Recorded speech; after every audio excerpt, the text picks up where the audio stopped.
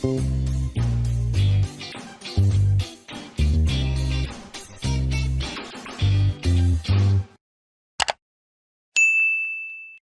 நான் தான் Deena. Welcome back to Deena's கிச்சன். இன்றைக்கி நம்ம கிச்சனில் ரொம்ப சூப்பரான சின்ன வெங்காயம் பூண்டு குழம்பு இப்படி பண்ணுறது பார்க்க போகிறோம். அதே டைமில் கல்யாணம் விட்டு சேனக்கிழங்கு இப்படி பண்ணுறது பார்க்க போகிறோம்.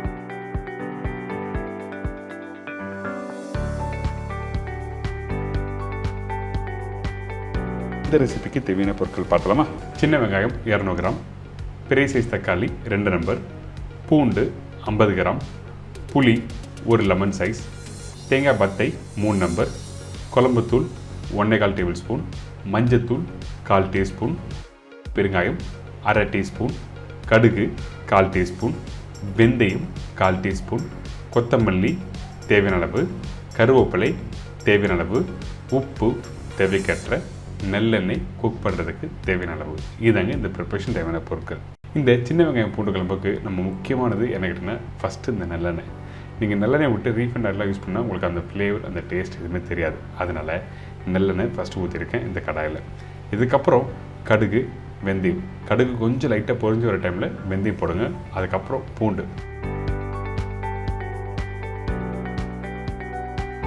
இந்த பூண்டு போட்ட பிறகு பச்சை கருவேப்பிலையும் போட்டிருக்கேன். இந்த இடத்துல இந்த பூண்டை ஒரு 2 நிமிஷம் நல்லா வதங்கட்டும். அதுக்கப்புறம் சின்ன வெங்காயம் போடணும். ஏன் கேட்டிங்கன்னா அந்த பூண்டு வதங்குற அந்த வாசனையே சூப்பராக இருக்கும் குழம்பு முடித்த பிறகு. அதனால தான் 2 நிமிஷம் வதக்கணும்னு சொல்கிறேன். இதுக்கு பிறகு வெங்காயம் போட்டிருக்கேன்.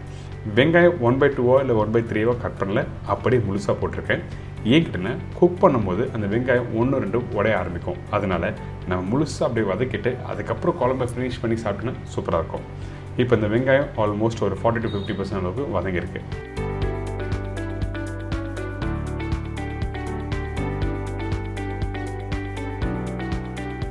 பார்த்தீங்களா, இந்த வெங்காயம் பூண்டும் நல்லெண்ணெயில் வதங்கும் போது உங்களுக்கு அந்த குழம்புக்கு சூப்பராக இருக்கும், ருசியாக இருக்கும். அதனால தான் இந்த மாதிரி நல்லா வதங்க சொல்கிறேன். இதுக்கப்புறம் தக்காளி போட்டிருக்கேன். இந்த தக்காளி போட்ட பிறகு நம்ம என்ன பண்ணுறோம், மசாலா போட போகிறோம். நீங்கள் வீட்டில் குழம்பு பண்ணும்போது முக்கியமாக கவனிக்க வேண்டிய விஷயம் என்ன, இந்த வெங்காயம் தக்காளி தொக்கு மாதிரி ஆகக்கூடாது இந்த ஸ்டேஜில். ஏங்கிட்டேன்னா நீங்கள் தொக்கு மாதிரி ஆனால் அந்த கிரேவியோட டெக்ஸ்சர் மாறிடும். அதனால் ஒரு 2 நிமிஷம் தக்காளி வதக்கிட்டு அதுக்கப்புறம் மஞ்சத்தூள், குழம்புத்தூள், உப்பு. குழம்புத்தூள் ரொம்ப இம்பார்ட்டன்ட். இந்த மசாலாவோட அந்த வெங்காயம் தக்காளி எல்லாத்தையும் நல்லா வதக்குறோம். 2 நிமிஷம் வதங்கி முடித்த பிறகு தண்ணி ஊற்றுங்க.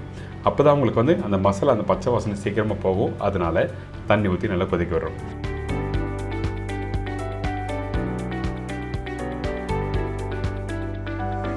இந்த குழம்புக்கு, அதாவது சின்ன வெங்காயம் பூண்டு குழம்புக்கு குழம்புத்தூள் ரொம்ப இம்பார்ட்டன்ட்.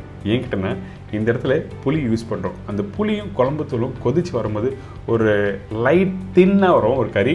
அதே டைமில் கொஞ்சம் லைட்டாக திக்காக இருக்க மாதிரி இருக்கும். கிரேவி எடுத்து பார்த்தீங்கன்னா உங்களுக்கு எல்லாருக்குமே தெரியும். கடைசியாக இப்போது இந்த மசாலா நல்லா கொதிச்சு வர டைமில் நம்மக்கிட்ட இருக்க இந்த புளி, கருப்புளி யூஸ் பண்ணுங்கள். கொஞ்சம் கலர் மாறுமே தவிர ஆனால் டேஸ்ட்டாக இருக்கும் கருப்புளிக்கு.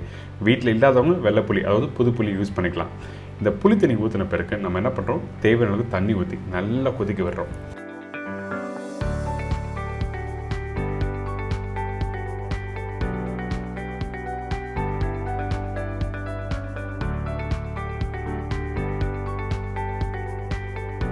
கொஞ்சம் கொத்தமல்லி, அதுக்கப்புறம் பெருங்காயம். பெருங்காயம் இந்த மாதிரி கறி ப்ரிப்பரேஷனுக்கு குழம்பு ரெடி ஆன பிறகு நம்ம என்ன பண்ணுறோன்னா பெருங்காயத்தூளை மேலே போட்டு கொதிக்க விட்டிங்கன்னா உங்களுக்கு அந்தளவுக்கு வாசனையாக சூப்பராக இருக்கும். அதனால தான் இந்த ஸ்டேஜில் போட்டிருக்கேன். இப்போ ஒரு மூடி போட்டு குறைஞ்சபட்சம் ஒரு 10லேருந்து ஒரு 12 நிமிஷம் நல்லா கொதிக்க விடுங்க.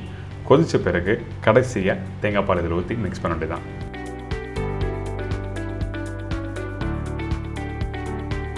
பார்த்தீங்களா, இந்த குழம்பு நல்லா கொதித்த பிறகு கொஞ்சம் லைட்டாக திக்கான மாதிரி இருக்கும். இதுக்கப்புறம் நம்ம என்ன பண்ணுறோன்னா தேங்காய் பால் ஆட் பண்ண போகிறோம். அதாவது 3 பத்தை தேங்காய் சொன்னோம் பார்த்தீங்களா, அது கொஞ்சம் தண்ணி ஊற்றி திக்கான தேங்காய் பால் யூஸ் பண்ணுங்கள். தேங்காய் பேஸ்ட் யூஸ் பண்ணக்கூடாது. அப்படி யூஸ் பண்ணால் கண்டிப்பாக நல்லா இருக்காது இந்த குழம்புக்கு. அதனால் தேங்காய் பால் போட்ட பிறகு கரெக்டாக ஒரு 6லேருந்து 8 நிமிஷம் கொதிக்க விடுங்க. அதுக்கப்புறம் ஸ்டவ்வை ஆஃப் பண்ணிவிட்டு கொஞ்சம் நல்லெண்ணெய், கொஞ்சம் கொத்தமல்லி, கருவேப்பிலை போட்டு மிக்ஸ் பண்ணால் ரெடி. பார்த்தீங்களா, இந்த வெங்காயம் தக்காளி அப்படியே முழுசாக இருக்குல்ல. அதே டைமில் அந்த கிரேவி டெக்ஸ்சர் காமிக்கிறேன் பாருங்கள். கொஞ்சம் லைட்டாக திக்கான மாதிரி இருக்கும். இந்த மாதிரி தான் இருக்கணும் குழம்புனாவே. நான் சொன்ன மாதிரி கடைசியாக கொஞ்சம் நல்லெண்ணெய், கொத்தமல்லி, கருவேப்பிலை போட்டு மிக்ஸ் பண்ணிவிட்டு சுட சுட வெள்ளை சாதத்தோடு சாப்பிட்டு பாருங்களேன், அந்த அளவுக்கு பிரமாதமாக இருக்கும். கண்டிப்பாக ட்ரை பண்ணி பாருங்கள், என்ஜாய் பண்ணுங்கள்.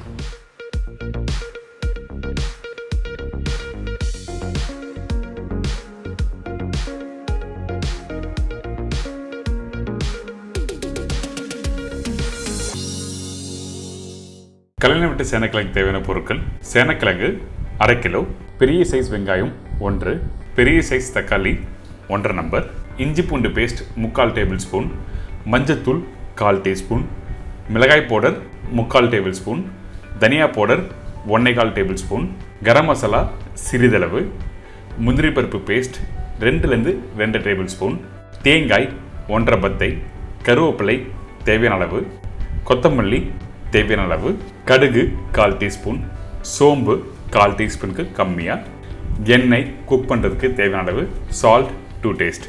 இதாங்க இந்த ப்ரிப்பரேஷன் தேவையான பொருட்கள். ஃபஸ்ட்டு நம்ம என்ன பண்ண போகிறோங்கிட்டனா, நம்மக்கிட்ட இருக்க இந்த சேனக்கிழங்கு இருக்குது பார்த்தீங்களா, நல்லா வாஷ் பண்ணுங்கள். அதுக்கப்புறம் நல்லா பீல் பண்ணிவிட்டு கட் பண்ணி திருப்பி வாஷ் பண்ணிட்டு தான் நீங்கள் பாயில் பண்ண யூஸ் பண்ணணும். நீங்கள் டேரெக்டாக கட் பண்ண உடனே நீங்கள் போட்டிங்கன்னா கண்டிப்பாக மண் வந்துடும். அதனால தான் நல்லா வாஷ் பண்ணி யூஸ் பண்ண சொல்கிறேன். இப்போ இந்த தண்ணியில் போட்டிருக்கேன். அதுக்கு பிறகு கொஞ்சம் மஞ்சத்தூள் உப்பு போட்டு ஒரு மூடி போட்டு நல்லா வேகட்டும். ஓவர் குக் பண்ணக்கூடாது. 80% 85% அளவுக்கு நீங்கள் குக் பண்ணி எடுத்துருங்க.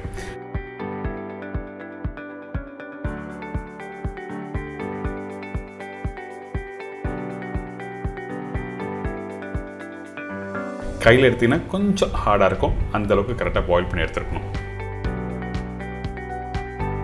காய் வேக வச்ச தண்ணியை அவுட் பண்ணக்கூடாது. அதாவது அந்த ஸ்டாக் வாட்டரை ப்ரிப்பரேஷனில் யூஸ் பண்ண போகிறோம்.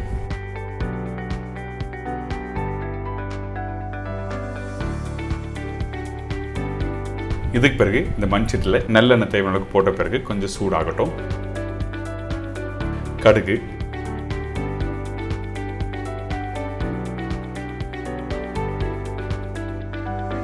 சோம்பு, பச்சை மிளகாய், கருவேப்பிலை இதெல்லாம் நல்லா பொரிஞ்சு வர டைமில் பெருசாக கட் பண்ணி வச்சுருக்கேன் வெங்காயம் பொடிசாக கட் பண்ண வேண்டிய அவசியம் இல்லை. 1/2 ஸ்லைஸ் பண்ணிட்டு அதுக்கப்புறம் திருப்பி ஸ்லைஸ் பண்ணுங்கள். இந்த மாதிரி கரெக்டாக இருக்கும். வெங்காயம் சீக்கிரமாக வதங்கி வரும். அதே டைமில் உங்களுக்கு வெங்காயம் ப்ரிப்பரேஷன் முடிச்ச பிறகு தெரியாது. அதனால தான் இந்த மாதிரி கட் பண்ண சொல்கிறேன். இதுக்கு பிறகு இஞ்சி பூண்டு பேஸ்ட் போட்டிருக்கோம். திருப்பி வெங்காயம் அந்த இஞ்சி பூண்டு பேஸ்ட் போட்டு நல்லா சாத்தே பண்ணுங்கள். அதுக்கப்புறம் தக்காளி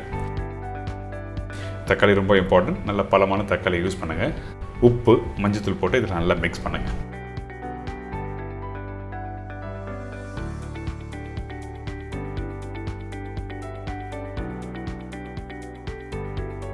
இதுக்கு பிறகு மிளகாய் பவுடர் வீட்டில் இருக்க குழம்பு தூள் யூஸ் பண்ணக்கூடாது.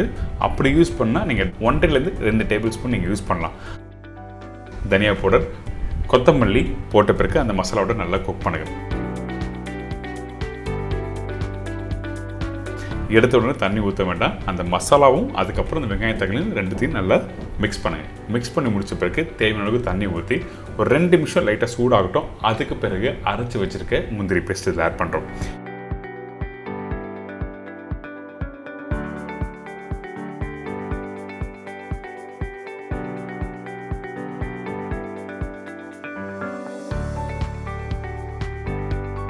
ஒரு மைல்டான டேஸ்ட் கொடுக்க மட்டும்தான் நம்ம என்ன பண்ணுறோம், இதில் தேங்காய் பால் யூஸ் பண்ணியிருக்கோம்.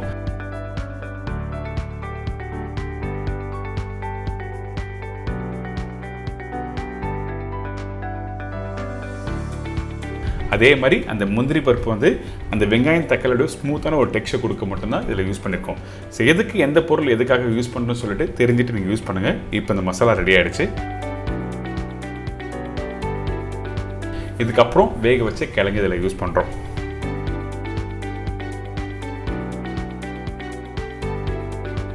இந்த கிழங்கும் இந்த மசாலாவை போட்டு நல்லா மிக்ஸ் பண்ணுங்க. இதுக்கு பிறகு தண்ணி ஆட் பண்ண போகிறோம். ரெகுலராக யூஸ் பண்ணுற வாட்டர் வேண்டாம். ஏற்கனவே வேக வச்சு அந்த கிழங்கோட தண்ணி இதில் ஊற்றி குக் பண்ணுறோம். அதே டைமில் அந்த ஸ்டாக் வாட்டர் அதிகமாக போனோம்னா குக் பண்ண அந்த டெக்ஸ்சர் மாறும். அதனால தேவையான அளவுக்கு தண்ணி ஊற்றி திருப்பி கொத்தமல்லி போட்டு நல்லா மிக்ஸ் பண்ணுங்கள்.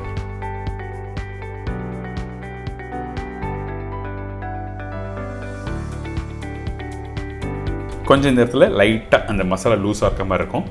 அந்த டைமில் நம்ம என்ன பண்ணுறோம், ஒரு மூடி போட்டு கரெக்டாக வேகட்டும்னு சொல்லி விட்டுருங்க.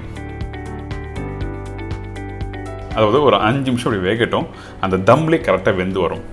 அந்த கிழங்கும் அந்த மசாலா பாருங்கள் கரெக்டாக மிக்ஸ் ஆகிருக்கணும். அதே டைமில் மசாலா அதிகமாக இருக்கக்கூடாது.